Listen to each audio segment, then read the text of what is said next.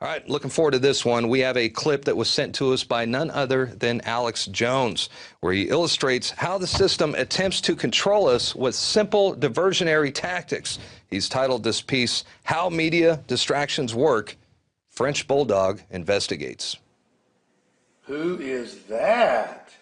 Who is that? Is that Sparky, who just got a little piece of turkey? Ladies and gentlemen, here's what the mainstream media does with WMDs in Iraq and the Trayvon Martin story.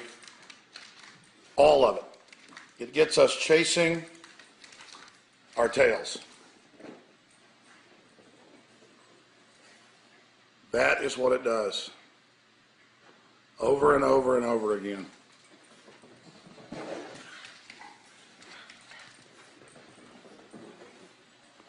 Meanwhile, the New World Order just sits back, manipulating humanity for the light show.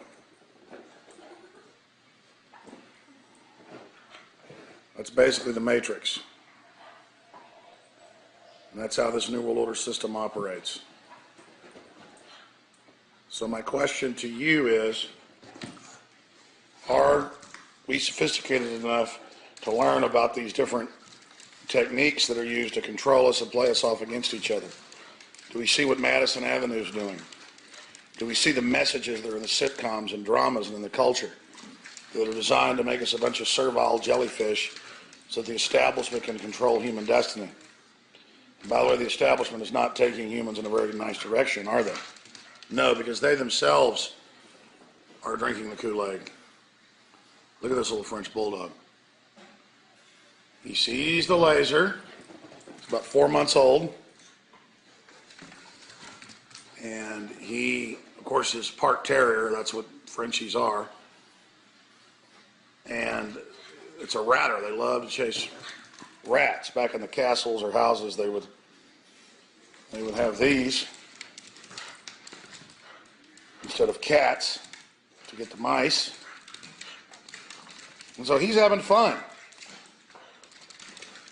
But the point is that the globalists give us football, NFL, for our tribal, male bonding, to think of that as our tribes and what we fight for, not for liberty, not for freedom. And there's just so many other examples of how there's these empty things that aren't really real. The system uses to distract us. And while we're looking down with blinders on, the real world is going on all around us. Sparky, come here.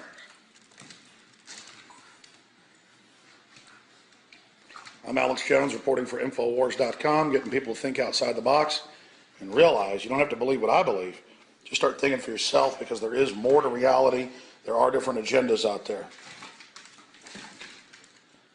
All right, and now we're going to take you to a local piece that was inspired by a man whose troubles began when he decided to clear some trees and brush infested with rats and snakes in his very own backyard.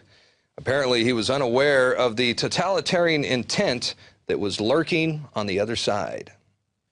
The city of Austin, Texas, has installed motion-detecting surveillance cameras along the property lines of people's backyards in western Travis County.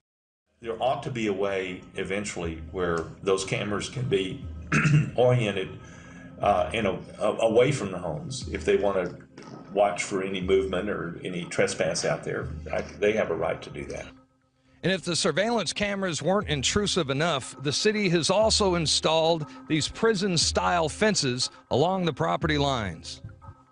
They put this prison fence up and have cameras pointed at you, and only you. In fact, one home just a couple down cleared all the cedar trees, planted grass, and mows the area, trespassing regularly out there to keep that area mowed.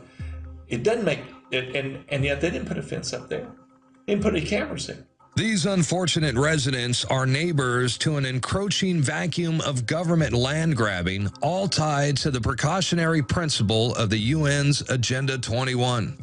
I was the county judge of Travis County when the Balcones Canyonlands Conservation Plan and the permit under the Endangered Species Act was applied for.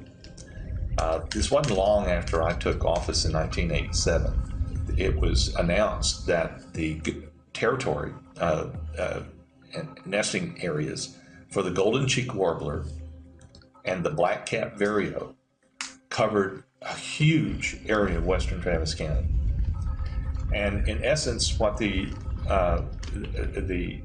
U.S. Fish and Wildlife said was that to enforce the Endangered Species Act, that there could be no tree clearing, there could be no development activities, and anything that might cause noise during the breeding season, nesting season. It shut down any development in the western part of the county. A lot of public money, millions of dollars of public money that went into buying the preserves area from the landowners. The Nature Conservancy and others got private money in there and helped leverage purchases. Some property owners just sold conservation rights. They were able to stay there. They don't develop it, but they got paid to conserve their area. If they don't do a good job of managing the preserves and protecting them from fire, every bit of the money that was invested in public and private funds for these preserve systems is wasted. I don't think our elected officials are paying much attention to this. And instead, they're overreacting with this kind of bull, hurting adjacent homeowners for doing things that frankly should have been done by the government itself. They should have cleared those trees away from the neighborhoods and done a better job of managing the preserves so they help the species. So we got the worst of both worlds going on right now. But if you're considering buying a home next door and you see there's cameras out there spying on the backyard and this ugly fence next door, you're not as interested in buying that home next door. The precautionary principle states that if an action or policy has a suspected risk of causing harm to the public or to the environment, in the absence of scientific consensus that the action or policy is harmful, the burden of proof that is not harmful falls on those taking the action. Basically, guilty before proven innocent.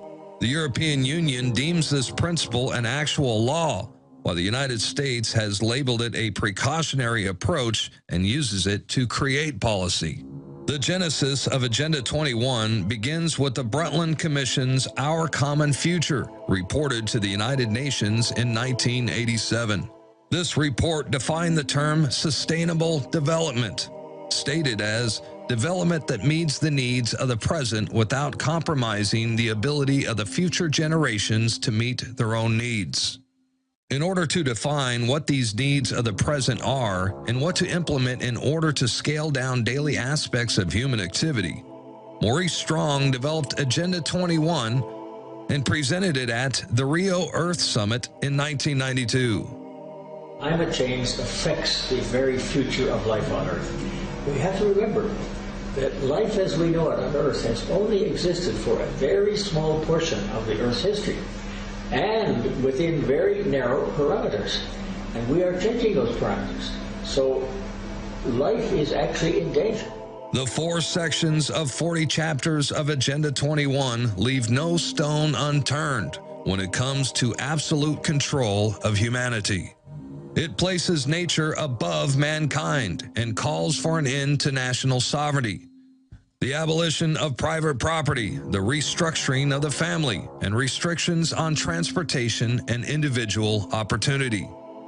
This map clearly shows the human settlement zones according to Agenda 21 planned for the near future. Red is off limits, yellow is highly regulated, and green is normal use. President Clinton issued Executive Order Number 12852, creating the President's Council on Sustainable Development. The PCSD has eroded the foundation of U.S. public policy, according to the Master Plan of the United Nations, ever since. We are talking about a globalist plan that remakes your city to a specific model. This is not only in the United States, it's all across the United States and all across the world. And you'll see these plans. They are, they're called One Bay Area. They're called 4 States, One Vision. They often have the word vision in them, or they might be your city 2050 or your city 2035. They're planning out to 2050. This is the planning, what we're looking at is a planning revolution here. And it's a totalitarian plan that they're implementing. I want to let people know that totalitarian plans all share, every totalitarian plan, whether it was under Stalin or Hitler or Mao, they all share the same elements. And you will recognize it here in your country, wherever you live. You'll see that there's being a takeover and a total control of all land use, of your educational system, of means of production, all of your resources, okay? Also, you'll see it's all for the common good. It's all for the fatherland. It's all for the homeland. It's all for everyone's good, right? The individual will lose against this.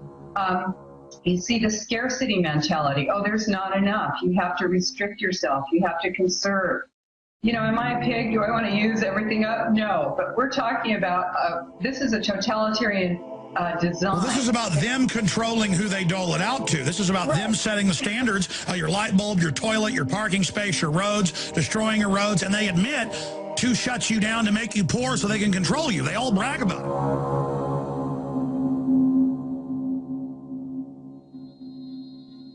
And of course, the green totalitarian movement continues with Barack Obama. And I'm looking right here. It says that in 2010, Obama raised $250 million in order to brainwash school children with public-private partnership propaganda. We want to thank Mr. Alshire for his comments on his client's predicament. Mr. Alshire, like many of you out there, was unaware of the local domino effect that is related to Agenda 21. And that brings us to our quote of the day. We may get to the point where the only way of saving the world will be for industrial civilization to collapse. And that was globalist Maurice Strong. Do we see the messages that are in the sitcoms and dramas and in the culture that are designed to make us a bunch of servile jellyfish so that the establishment can control human destiny? And by the way, the establishment is not taking humans in a very nice direction, are they? No, because they themselves are drinking the Kool-Aid. Look at this little French Bulldog. That's basically the Matrix. And that's how this New World Order system operates.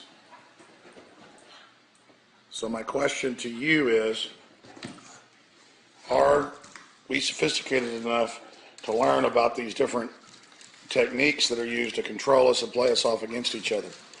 Do we see what Madison Avenue is doing? That is what it does.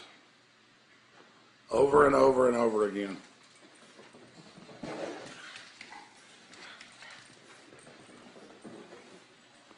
Meanwhile, the New World Order just sits back, manipulating humanity for the light show. All right, looking forward to this one. We have a clip that was sent to us by none other than Alex Jones, where he illustrates how the system attempts to control us with simple diversionary tactics. He's titled this piece, How Media Distractions Work. French Bulldog investigates. Who is that? Who is that? Is that Sparky, who just got a little piece of turkey?